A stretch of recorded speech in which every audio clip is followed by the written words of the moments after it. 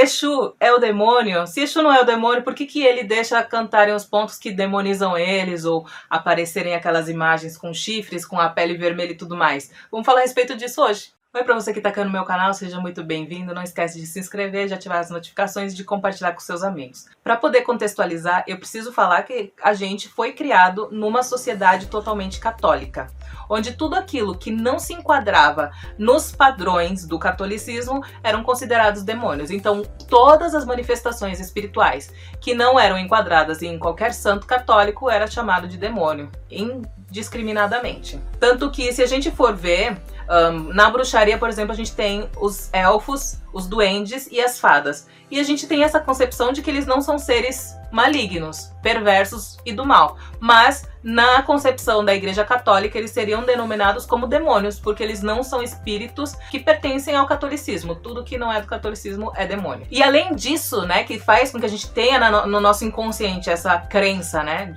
que tudo é o demônio, teve um fato histórico que em 1843, quando a Bíblia foi traduzida para o Yorubá, o termo demônio ele foi traduzido como Exu. Porém, ele foi traduzido como Exu por uma pessoa que era totalmente intolerante, uma pessoa que não tinha conhecimento realmente das duas doutrinas, é uma pessoa que causava interferência no seu próprio conceito quanto ao que é realmente a verdade. E aí isso meio que criou um documento histórico que meio que provava, né, que Exu era o demônio, e as nossas gerações foram passando e muitas pessoas, sabendo dessas coisas, elas foram absorvendo essa ideia de que Exu era realmente o próprio demônio. Outra coisa muito complexa para até hoje, né, nos dias de hoje, eu também tenho essa complexidade, é a questão da amoralidade de Exu.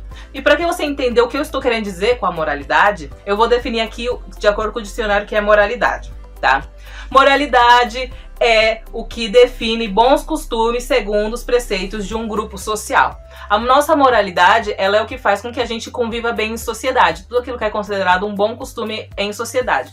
Não é considerado bom você matar as pessoas, você enganar as pessoas, você prejudicar as pessoas. Então, por isso, a gente não pratica essas coisas, senão a gente vai ser condenado na nossa sociedade. E Exu, ele não tem esse conceito de moralidade. Ele não é imoral, não é uma pessoa que engana e que mata e que faz as coisas. Ele é uma pessoa que não está além desse contexto, ele é amoral. Como que eu vou tentar explicar isso pra você? Por exemplo, na selva, um animal carnívoro, por exemplo, o leão, ele precisa matar para se alimentar, ele precisa matar para defender a vida do seu bando e ele precisa matar para também cuidar do seu território, porque se ele não tiver território, ele não tem onde caçar. Isso faz com que ele seja o demônio porque ele mata? Ele está fazendo algo que na nossa concepção é imoral, não pode ser feito, você não pode matar. Mas ele mata, por quê? Porque a natureza também é amoral. Não existe essa questão, na natureza é a questão da sobrevivência. A morte, ela não tem esse peso que tem pra gente, porque o nosso grupo social condena a morte. Mas pra eles não tem. Mas agora, olha, veja a questão hipócrita da nossa sociedade. Você pode matar um boi e comer, que não é imoral. Ah, tranquilo você matar o boi. Agora, se você pega e mata um gato, aí você tá sendo imoral porque você tá matando um bichinho que não pode matar. Mas o bichinho, o boi, não tem problema matar. Você entende como isso é um conceito ético desencadeado mais pela questão social. Não é uma questão natural ou uma questão, né, espiritual. É muito uma questão mesmo social, de o que você deve fazer ou não dentro de uma sociedade e o que não vai ser aceito dentro dessa sociedade. A natureza é amoral, o universo é amoral. E os Exus são amorais. Por exemplo, também, na minha concepção, os orixás, eles são forças da natureza. Vem Yansan, faz uma tempestade, mata um monte de gente. Vem Iemanjá, vai um tsunami, mata um monte de gente. Não tem o mesmo peso que tem para nossa sociedade, quanto tem para, entre aspas, sociedade do orixá. Isso é tudo um fenômeno natural. Para contextualizar, eu acho importante também falar aqui, como isso é tudo um reflexo social e não espiritual, tem tribos na África que eles ficam tristes quando nasce uma pessoa e que eles comemoram quando uma pessoa morre. Tanto que virou até aquele meme do caixão, né? Os caras segurando o caixão e dançando com o caixão em cima no braço. Por que eles comemoram? Porque quando a gente morre, a gente perde o vínculo com a carne, que é um instrumento que nos traz um grande sofrimento. Em resumo, gente, viver dói. E realmente, viver é um estágio de sofrimento que a gente utiliza para conseguir evoluir espiritualmente. Mas viver não é o melhor dos momentos na nossa existência mesmo, espiritual, em todos os aspectos. A gente tem uma amplitude de consciência muito maior quando a gente está em espírito do que quando a gente está encarnado. Então, a vida, especificamente, ela é algo que nos limita. E essa limitação nos proporciona um aprendizado, porque a gente está meio que cego, a gente tem que realmente trabalhar o nosso interno. E por isso que tem essa outra visão de o que é a sociedade que aceita a morte de uma forma mais natural, como ela é, do que como a forma como nós aceitamos. Por isso que a concepção de morte para Exu foge da gente. Foge por conta dessa questão da amoralidade dele. Ele é alheio a essa questão social que pertence a nós. Isso não pertence à realidade dele. E por isso que isso entra muito em conflito com aquilo que a gente entende sobre uma entidade de luz. Para Exu, a morte ela não é um castigo, ela não é uma punição. É um processo natural e necessário para a evolução do ser, simplesmente isso. Por isso que se, por exemplo, o Exu precisar fazer com que alguém desencarne, ele vai providenciar sim as situações necessárias para que essa pessoa sofra o desencarne.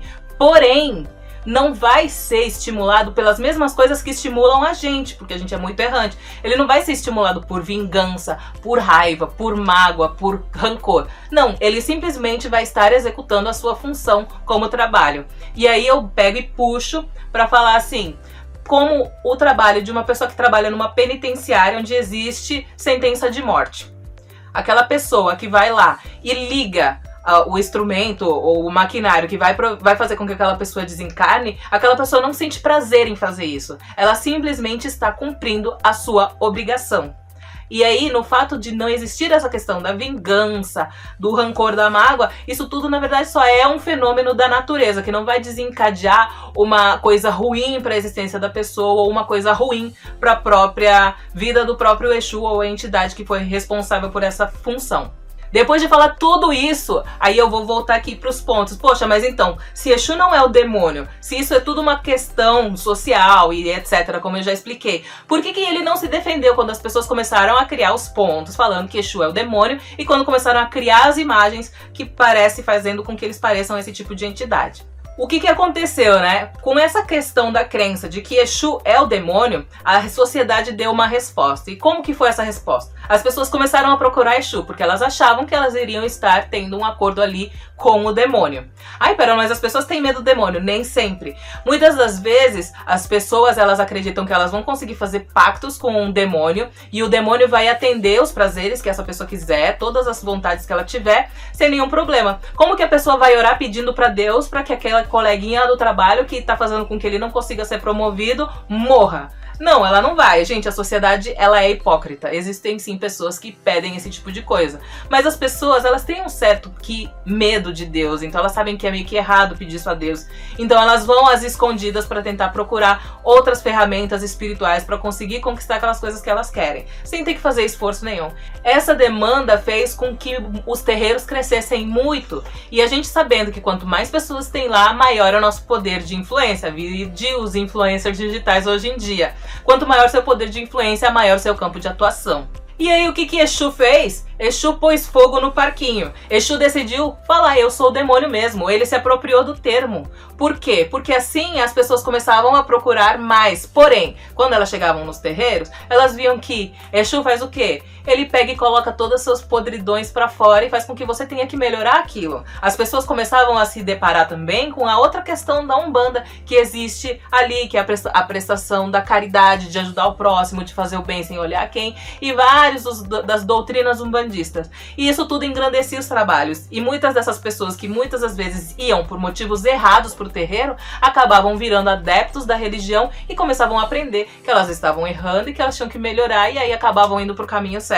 Entende que meio que essa questão da crença de que Exu é o demônio fez com que a gente conseguisse expandir a nossa Umbanda, fez com que a gente conseguisse expandir que a religião, ela tá aí, que ela veio pra ajudar e que ela veio pra fazer as coisas. É através de uma crença errada? Sim, mas os benefícios que essa crença errada trouxe são muito maiores do que os malefícios. Eles são muito mais intensos e muito mais potentes, eficazes e úteis do que os malefícios. Por isso que Exu, no meu ponto de vista, ele não falou, não, isso daí não tá certo, isso daí não é, eu não sou isso aí que vocês estão falando. Exu utilizou da nossa ignorância para conseguir atingir os nossos corações, para ter acesso, para que a gente pudesse abrir uma porta de entrada para a manifestação espiritual e o conhecimento do que é a espiritualidade. Hoje, eu digo assim que eu acho que a gente já está nesse processo de conscientização do que é verdadeiramente a função de Exu e Pombagira, mas a gente ainda está engatinhando nesse processo, ainda tem muita gente muito ignorante a respeito do que é Exu e Pombagira. E Exu, ele é o executor, sim, mas ele executa a maldade, ele executa o rancor, ele executa o ódio, mas se porventura for necessário, ele executa uma vida sim, porque isso faz parte do processo, a gente não é imortal. Todas as vezes, quando qualquer pessoa está morrendo, essas situações elas foram proporcionadas espiritualmente, e quem executa essa função são os Exus e Pombagiras. Por que são eles? Porque eles são as entidades de esquerda, e as entidades de esquerda elas estão capacitadas para essa função. Não vai ser fácil para um preto velho fazer uma pessoa desencarnar. Pode ser até doído para ele, porque ele está vibrando numa vibração que é além da nossa. Agora o Exu ele se aproveita assim das vibrações mundanas para ele conseguir executar essas funções de uma forma mais plena e sem tanta interferência ao seu eu particular. Porque eu, por exemplo, hoje, se eu pegar um bisturi e abrir uma pessoa para fazer uma operação nela, eu não estou preparada para essa pessoa poder morrer ali por conta das minhas mãos. Mas talvez daqui a uns 10 anos, quando eu já tiver feito muitos treinos e muito estudo, eu consiga abrir a pessoa e ter o risco dessa pessoa morrer enquanto eu estou tentando salvar a vida dela e isso não me afetar emocionalmente. Existe essa questão da capacitação.